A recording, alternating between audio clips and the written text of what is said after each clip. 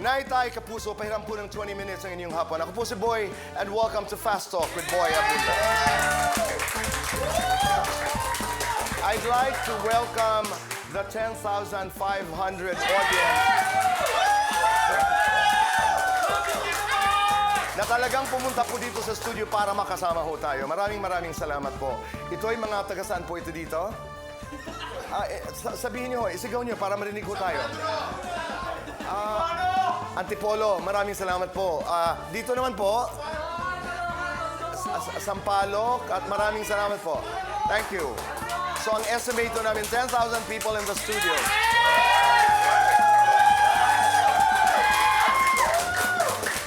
Happy Father's Day. This is our celebration of Father's Day.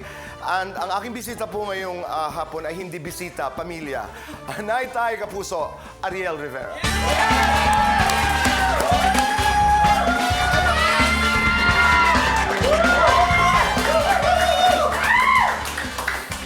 Daming tao, Ariel. Sobra. Kumusta? Good. Para tayong nag-usap. I know. Sabi nga, parang nagterno tayo. Oo nga eh. There was a time, mga kapuso, na pag sinabi mong Ariel Rivera, Boy Abunda ang sunod na pangalan. And there was a time when you would talk about Boy Abunda as a manager, it was always Ariel Rivera. But that was in the past, and that's still part of our present because parati ko sinasabi that this is the only man who can get into my house without knocking. Thank you. And I feel the same way. I think we've gone beyond the manager talent. We're really family. Wala na yun. And I'm glad you guys guested me as a part of your Father's Day celebration because when we started, we're friends, but you also had a uncle figure, big kuya figure, and a father figure to me also. It sounds weird, no? Pero that's how it was. You've always been there for me, and we've had a lot of rough times, but more happy times. A typical family. Of course. And thank you for saying that because lalo na sa mga bata, maaring hindi ho kayo pamilyar na nag-umpisa kami ni Ariel halos sabay sa industriyang ito. Of course, I was a publicist before that. Yeah. I was an actor of the theater. yes, that's right. No, and we were talking with. I was talking with your staff. I mentioned that we've been together for 32 years, Boy. I know. 32 years. And good times, happy times. Yes. Good memories. Very good memories. Ganda. Yeah. You know, good memories. What do I remember? That very first meeting we had with Venny Saturno. Totoo yun. Yeah. And we were talking about, your music and the possibility of me managing you. And I was just so excited. Dahil ikaw naman talaga yung unang talent, actually, that I really handled as a manager. Yes. Prior to that, I was handling Ko and everybody as a publicist. Martin Rivera and everybody. Ariel, during that time, nung nag-uusap tayo, what were you thinking? Did you want to be a star? Did you know what you were doing? Did you even know why tayo nag-uusap? Hindi ko talaga alam kasi I was, as you know, a lot of the generation now hindi nila alam na I left the Philippines, I was 5 years old. Yes. So pagbalik ko dito, hindi ako marunong mag-Tagalog talaga. Ang Tagalog ko is very minuscule lang yung alam ko. I can understand a bit, pero coming here, that's why I'm thankful to Kuya Venny also, Venny Saturno, when he had discovered me through with my cousins, because they were part of a choir sa Pinaglabanan Church. And I guess he saw something in me that I didn't even see. And then, katatapos ko lang ng college noon, I just thought, I needed the year off. Regardless of whether it be here or in Canada, I wanted the year off.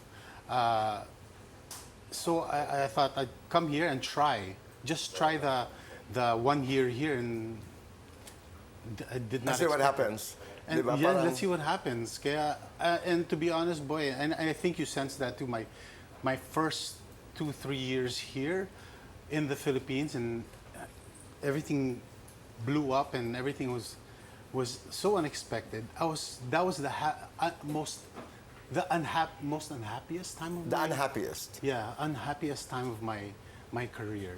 Mm-hmm. It's funny, because... But yet you were at your peak. That was at my peak. Ka kaagad, I was so unhappy, I can't Dahil explain. Riel, Because I've nabigla always, ka? I've always been a private person. To this day, and you know, Right. I've always been a private person. I like to keep things to myself. I don't like people, as much as possible, not to let. I know it's difficult because you're a public figure, but ayokong I want to keep things to myself. Yeah, I know that. I'm just, ano. I really know that. Hindi ko malilimutan, first time I saw you, ganda ng panga mo, and then, of course, I was Wala. thinking... No, wait. No, it was in the context of, this was the time of Martin and Gary, and then when I listened to your song, sabi ko, ay, iba ang timbre. Alam mo yun, this is a way to brand out. But anyway, let's going ahead of the story. It's Father's Day. Happy Father's Day. Thank you, boy. What kind of a father are you, Ariel?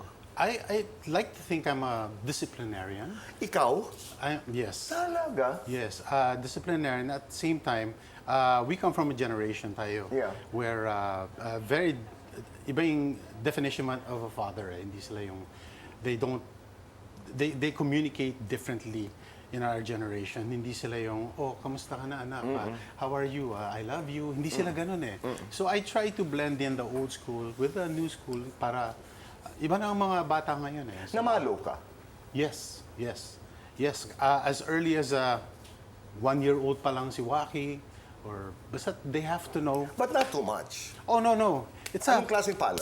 it'd be like Okay, that. Yung ganito. Just to let them know na, oh, I did something wrong. May kasama itong explanation. Always. Always. Always. All right. Even when they're older, when I get upset, we let our heads cool, and then I'll go to their room and I say, I'm sorry I had to talk to you that way, or I had to spank you, and the reason why I did this, actually I would ask him, why do you think I did Okay. this? All Tapos right. they would explain, Dad kasi ganyan. What kind of a father are you because of your own father, Tito Ben? I am who I am because of my dad. You wanted to be like your dad. Yes. Take us there.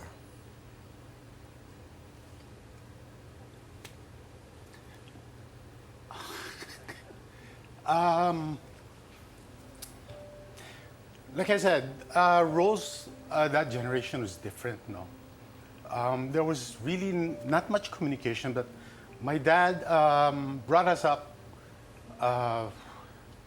through his actions. Things you take for granted, like basketball games, nandun siya. He'll support, but he was never the type that would say, I love you, or I'm proud of you, tama yung ginagawa mo. He just shows things through actions, and I've always been like that. I didn't know I was like that. Kahit nung nagka-anak na ako, I realized, I am my I think, father. I'm my father's son. Parang, yun. And I think that he brought us up the right way. So, Balikan lang natin 2020. Bago pumanaw ang Tito Ben, your dad, what was that last conversation like?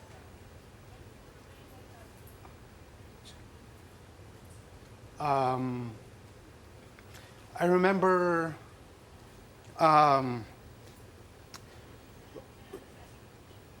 it was Christmas of 2019, and my two boys were here in the Philippines, so we decided let's go to Japan.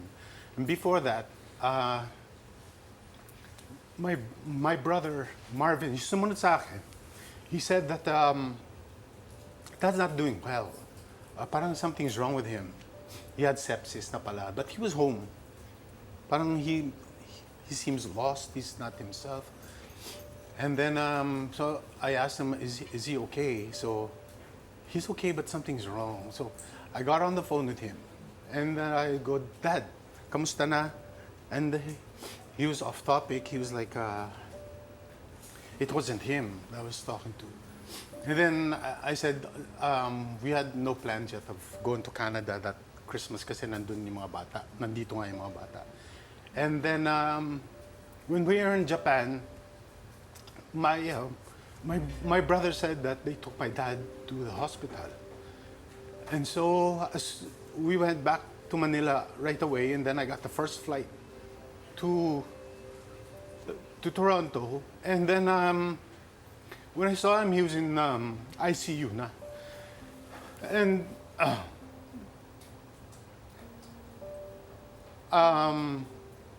he was breathing because of the apparatus. So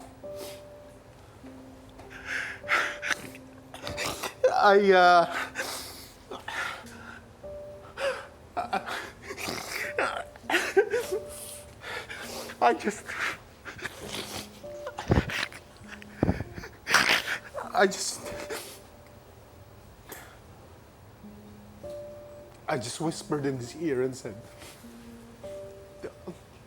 "Thank you, Dad." I just said, "Thank you, Dad. Thank you for everything you've done for me, you've given me." I just said, "Don't worry, I'll take care of Mom. Pagpagod na kayo, magpahinga na kayo." And that's all I said.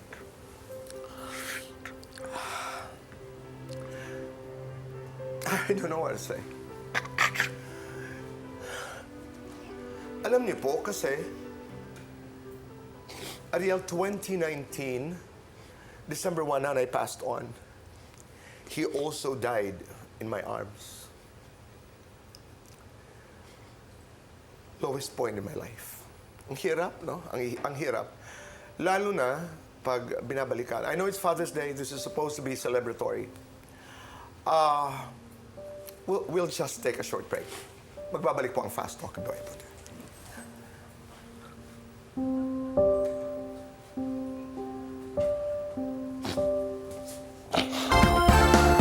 Back to the show. Real sorry. Hindi natin inaasahan ito. But this is an expression of love. Ganun kamahal mo ang iyong ama. And I hope Mom is watching. Hello.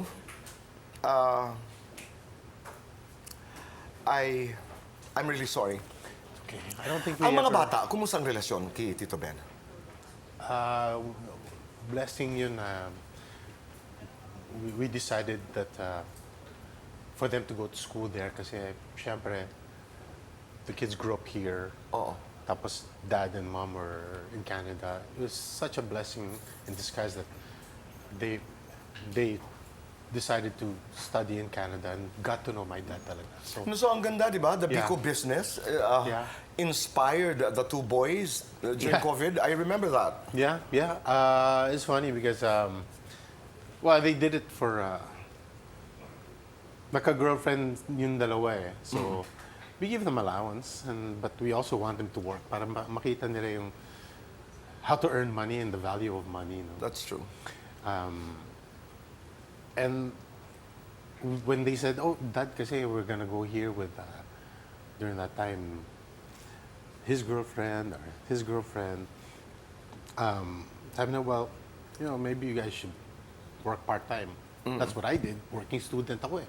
Growing up, my whole life, I was a working student. So,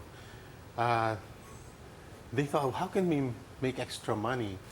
How can we do it? Sila nag-isip noon, and then biglang, I don't know how they came up with, my dad kasi, my mom and dad, to make extra money while we were growing up. And this was the time my dad had 2 jobs at the same time. The weekends, to make money, nagki-cater sila. So, they would cook empanada, whatever cake. And one of the, I guess the more popular was the biko. And my mom said, "Why don't you do Lolo's biko? Simple recipe, tapos you can just do it sa weekend." That's how it started. We just started. And it did very well. It did very, Ang very cute well. And tingnan, they only diba? do this every Saturday, Sunday. Hanggang Okay. Saturday, Sunday. Some weeks ago, I had the chance of doing a conversation with Jelly here. Para naman maiba itong ating mood ng konti. We have some clips. Can we go to the first one? I want Ariel to comment on the clips. Here's the first one. Panoorin ho natin. Panoorin mo dito, Ariel. May umaaligid kay Ariel. Suntok ko sa bunot. Pareho. Saksak Carmina. pa. Would you do it? No. Ako rin. She wouldn't. You wouldn't. No. Tsaka that would never come to that. Oo naman. Oo It would naman. never come to that. But, yeah. What would you do? Halimbawa lang, hypothetical. We know it's not gonna go into that. She would just talk to me. I mean, what was the question? Umaali-aligid na halimbawa What's babae that? sa'yo, may umaaligid. I mean, Pumaporma? going around you, nagpaparamdam. She would just say, Ariel, mag-ingat ka. Mag-ingat ka. Not a threatening manner to me, no? It'd be like, mag-ingat ka. Kasi you have Okay. kids, you have reputation. No, this girl is very logical. She's She very really is. reasonable. I'm so blessed with her. I mean, Yeah. I'm really, really so blessed with her. That's true. But here's another one.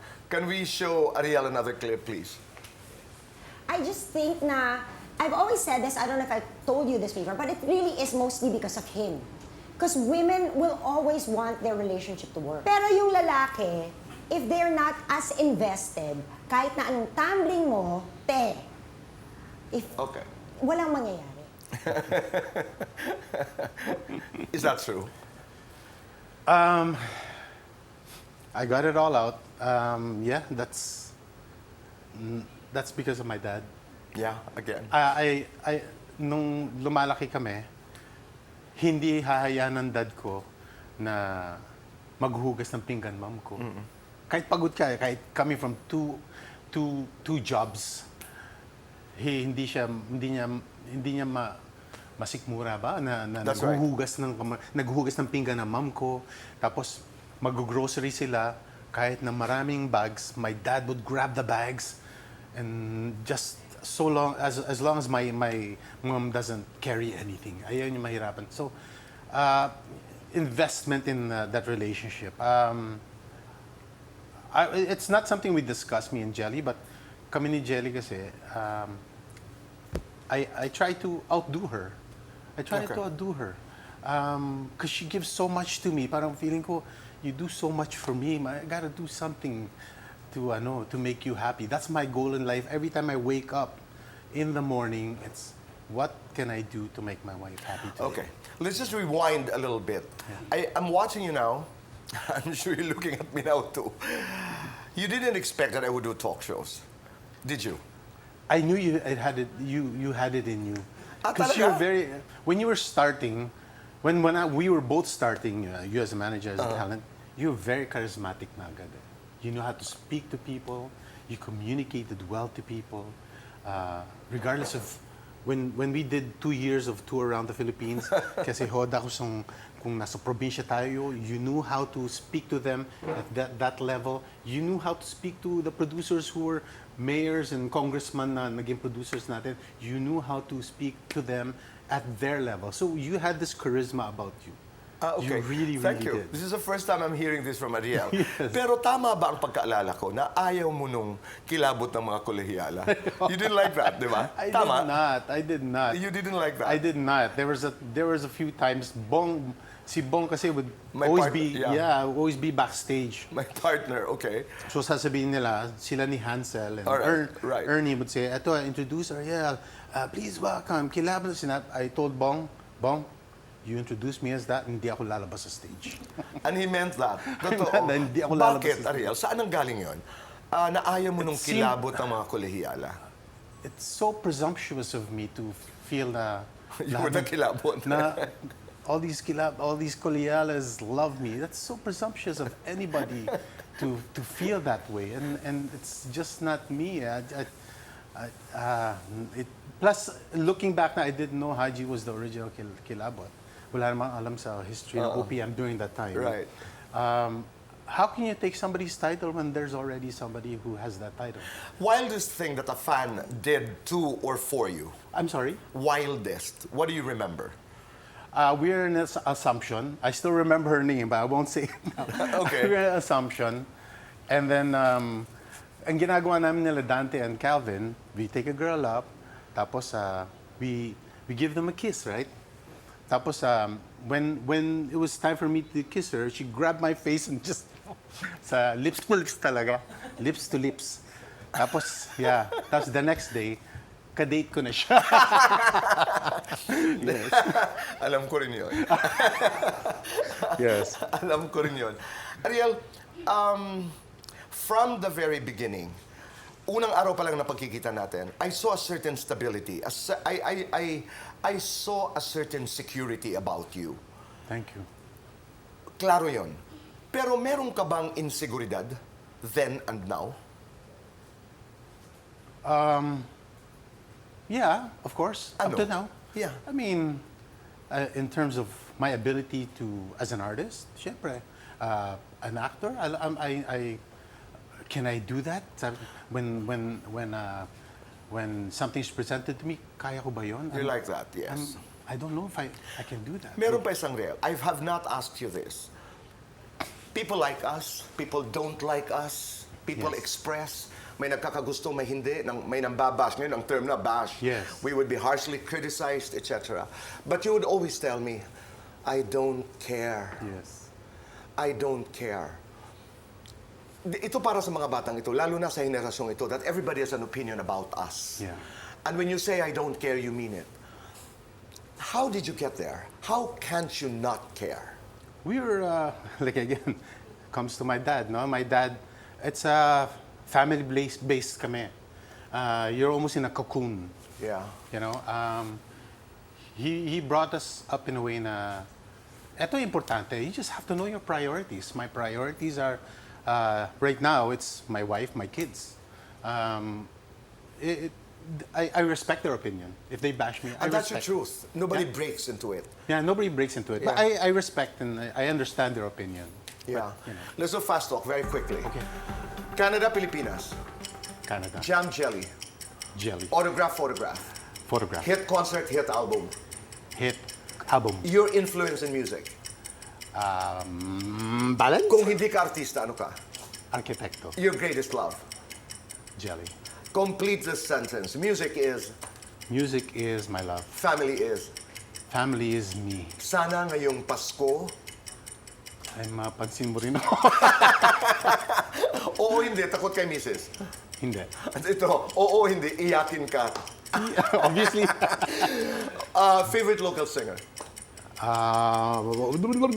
Si Martin Rivera. Favorite among all your songs. Minsan lang kita ibigin. Kantang mahirap kantahin. Oh my gosh! Marami. Your proudest moment. Being a dad. Best dad or best husband? Best dad. Lights on, lights off. Lights off. Happiness or chocolates? Happiness. Best time for happiness. Alone with my wife. Gaano kadalas ang happiness niyo ni Jelly? Used to be every night, but not anymore. I am Ariel Rivera, complete the sentence. Wala akong katulad kasi. Wala akong katulad kasi alam ko na wala nang magiging maswerte pa sa akin. Ariel, maraming salamat. Thank you, boy. Happy Father's Day. Happy Father's Day. I just Love want you. to say I love you, boy. And, I love you. People don't know I would not be here because of this man, my brother, my uncle, my dad, everything. Maraming salamat. I love you, boy. Love you. Maraming salamat. Naitay Kapuso, maraming salamat po sa inyong pagpapatuloy ho sa amin, sa inyong mga tahanan at sa inyong mga puso. Stay kind. Make your nanay and tatay proud. # say thank you. And ngayong darating na linggo po, 11:30 in the evening, Kaitanan in Action with Boy Abunda. Dito po sa GMA 7 and Boys of La Carmela de Boracay. Maraming salamat. Let's talk again every day. Let's do conversations every day. Goodbye for now and God bless.